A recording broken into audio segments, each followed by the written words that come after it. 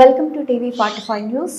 Nellore rural నియోజకవర్గ పరిధిలోని 23వ division Kalyan Nagar లో పార్కును ఆదర్శవంతంగా తీర్చిదిద్దుతామని నెల్లూరు నగర కమిషనర్ వైభవ్ నందన్ పేర్కొన్నారు. ఆదివారం స్థానిక జీవీఆర్ఆర్ కళాశాల సమీపంలోని కళ్యాణ్ నగర్ పార్కును ఆయన పరిశీలించి మొక్కలు నాటారు. ఈ సందర్భంగా ఆయన మాట్లాడుతూ జూన్ 15 నాటికి నెల్లూరు నగరంలో అన్ని పార్కులను సుందరంగా తీర్చిదిద్దామన్నారు.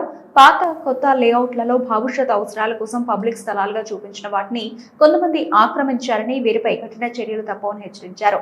స్థానిక కార్పొరేటర్ ఒరిస్సా శ్రీనివాస్ రెడ్డి మాట్లాడుతూ కళ్యాణ్ నగర్ పార్క్ ఎంతో మందికి ఉపయోగపడుతుందని, ఈ ప్రాంతానికి కార్పొరేషన్ తరఫున నిధులు మంజూరు చేయాలని కోరారు. దీనికి కమిషనర్ అంగీకరించి తమ వంతుగా నిధులు కేటాయిస్తామని, మోడల్ పార్కుగా తీర్చిదిద్దుతామన్నారు. కార్యక్రమంలో తెలుగుదేశం పార్టీ డివిజన్ అధ్యక్షులు మేకల మధు, పాముల సుధాకర్ రెడ్డి, 22వ డివిజన్ కార్పొరేటర్ మూల విజయభాస్కర్ రెడ్డి, పాతపాటి పుల్లారెడ్డి, పామూరు మల్లికార్జున రెడ్డి, మురళీరెడ్డి, మల్లికార్జున రెడ్డి, మమతారెడ్డి తదితరులు పాల్గొన్నారు.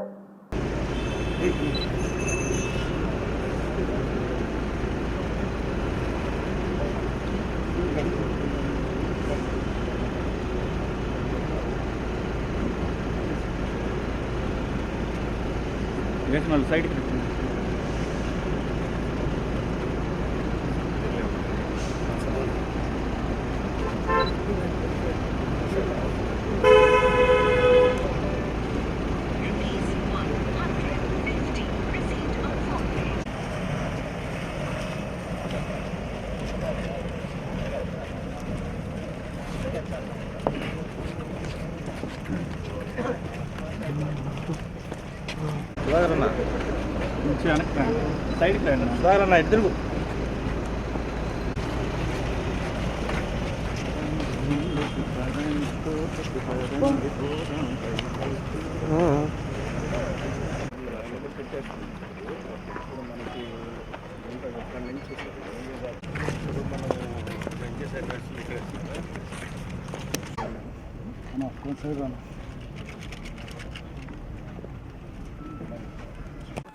మందులకు లేవు చెప్పాడు అతనే చెప్పారు బాయ్ పక్కన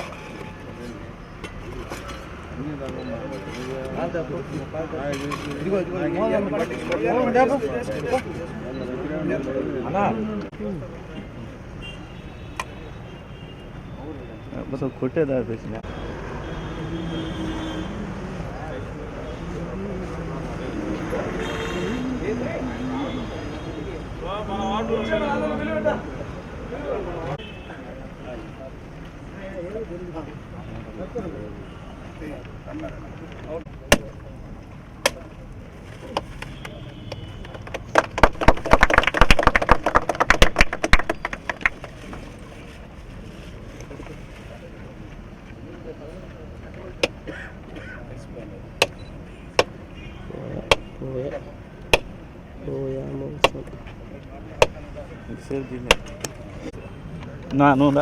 నువ్వు వచ్చే సైడ్ రా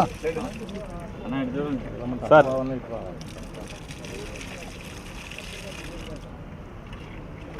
ఇంకోటి రెడీ చేస్తారా?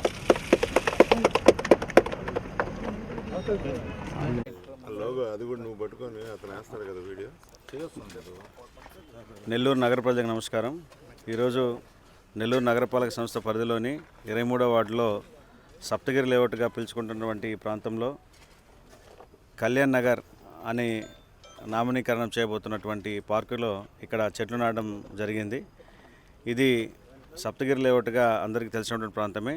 అయితే ఇందులో ఉన్నటువంటి ఓపెన్ స్పేసెస్ ఏవైతే ఉన్నాయో అవి పబ్లిక్ రిక్రియేషన్ పర్పస్ ఏర్పాటు చేసినటువంటివి.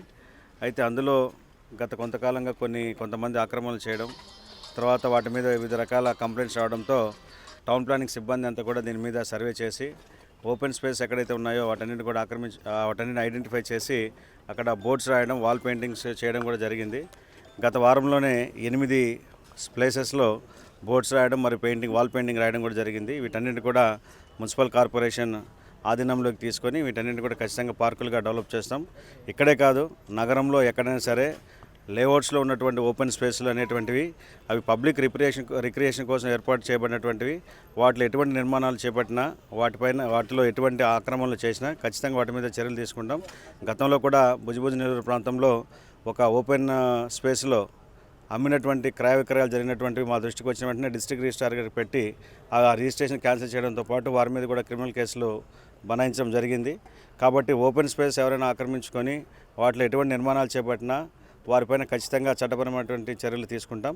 కాబట్టి ప్రజలందరూ కూడా గమనించి ఓపెన్ స్పేసెస్ అనేవి ఇవి ప్రజల యొక్క ఆరోగ్యం కోసం, పార్కులు అదేవిధంగా సుందరీకరణ కోసం, రిక్రియేషన్ కోసం ఏర్పాటు చేయనటువంటివి. వాటన్నింటిని కూడా రక్షించే బాధ్యత మీరు కూడా తీసుకోవాలని చెప్పి, ఎటువంటి పరిస్థితుల్లో కూడా వాటిని ఆక్రమణ చేయడం కానీ అక్రమ నిర్మాణాలు కట్టడం కానీ చేయకూడదని చెప్పి ఈ సందర్భంగా అందరికీ విజ్ఞప్తి చేస్తూ, అంతేకాకుండా ఓపెన్ డ్రైన్స్ మీద, స్టామ్ వాటర్ డ్రైన్స్ మీద కూడా టెంపరీ స్ట్రక్చర్స్ కావచ్చు, పర్మనెంట్ స్ట్రక్చర్స్ కానీ అవన్నీ కూడా కట్టవద్దండి.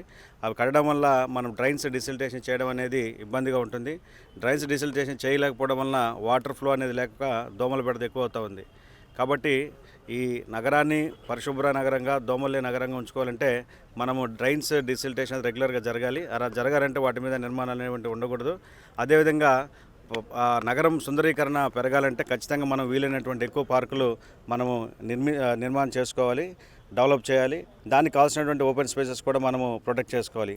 కాబట్టి ఓపెన్ స్పేసెస్లో ఎటువంటి నిర్మాణాలు టేకప్ చేసినా వారిని ఉపేక్షించేది లేదు. ఖచ్చితంగా వారిపైన చట్టపరమైన చర్యలు తీసుకుంటామని చెప్పి ఈ సందర్భంగా తెలియజేస్తున్నాను. అటు సిటీ నియోజకవర్గంలోనూ, రూరల్ నియోజకవర్గంలోనూ అభివృద్ధి పనులు చాలా వేగవంతంగా జరుగుతూ ఉన్నాయి. అది మీ అందరికీ తెలిసిందే. ముఖ్యంగా పార్కులపైన కూడా ప్రత్యేక దృష్టి పెడుతూ అటు నగరంలో దాదాపు 46 పార్కులు ఈ జూన్ 12 నాటికి, అంటే ప్రభుత్వం ఏర్పడిన 1 ఇయర్ నాటికి 46 పార్కులు అభివృద్ధిలోకి రాబోతున్నాయి. ప్యారలల్గా అట్ట రూరల్ నియోజకవర్గంలో కూడా ఇప్పుడు రోడ్లు, డ్రైన్ల పనులు దాదాపు 50 కోట్ల రూపాయలతో జరుగుతూ ఉన్నాయి. అదేవిధంగా కొత్త పనులు కూడా శాంక్షన్ చేసాం. అన్ని ఓపెన్ స్పేసెస్ కూడా కాంపౌండ్ వాల్స్ కోసం దాదాపు 6 కోట్ల రూపాయలు ఇవ్వడం జరిగింది ఇప్పటికే. కాబట్టి ఖచ్చితంగా రూరల్ నియోజకవర్గంలో కూడా అన్ని పార్కులు డెవలప్ చేసి ప్రజలకు అందుబాటులోకి తీసుకొస్తాము. ఈ ప్రాంతానికి కూడా ఏదైతే అవసరం ఉందో వాటిని ఎస్టిమేట్ చేసి వాటికి కావాల్సిన నిధులు సమకూర్చుకున్న తర్వాత ఇక్కడ కూడా అభివృద్ధి పనులు టేకప్ చేసి దీన్ని ఒక మోడల్ పార్క్ కూడా డెవలప్ చేస్తామని చెప్పి ఈ సందర్భంగా ఎమ్మెల్యే గారి సహకారంతో చేస్తామని చెప్పి తెలియజేస్తాం. కళ్యాణ్ నగర్ వాస్తులు చాలా రోజుల నుంచి పార్కు ఇబ్బంది పడుతున్నారు. అందువల్ల ఈ వేరే వాళ్ళు ఆక్రమించిన తర్వాత మా కమిషనర్ దృష్టికి తీసుకెళ్ళిన తర్వాత ఇవి పార్కు అని నిర్ధారించిన తర్వాత మేము ఈ పార్కుని ఈరోజు కమిషనర్ ద్వారా ఓపెనింగ్ చేయించుకుంటున్నాము. మాకు ఎంతో సంతోషకరం.